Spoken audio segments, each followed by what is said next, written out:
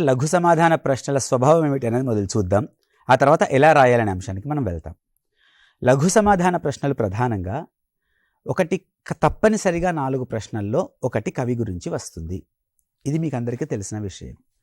కాబట్టి మీకున్నటువంటి కవి పరిచయాలను కనుక లోతుగా చదువుకున్నట్టయితే హాయిగా ఒక కవి పరిచయం ప్రశ్న మీరు సొంతంగా రాయగలుగుతారు. దానితో పాటుగా పాఠాన్ని మీరు ఒక దృశ్యాత్మకం చేసుకోవాలి మనస్సులో.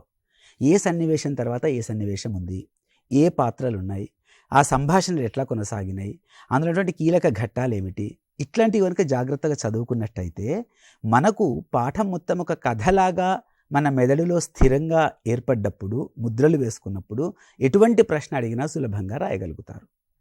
ఆ తర్వాత చాలా జాగ్రత్తగా గమనించాల్సినటువంటి విషయం ఏమిటి అంటే, గద్య పాఠ్యాంశాల్లో ప్రధానమైనటువంటి వాక్యాలు కొన్ని కోట్ చేయబడి ఉంటాయి. సందర్భాలు కావచ్చు, లేకపోతే వివిధ పాత్రలు మాట్లాడినటువంటి ఉల్లేఖన చిహ్నాలు అటువంటి మాటలు కావచ్చు, పద్యపాదాలు కావచ్చు, ఇట్లాంటివన్నీ కూడా జాగ్రత్తగా మీరు చదవాలి.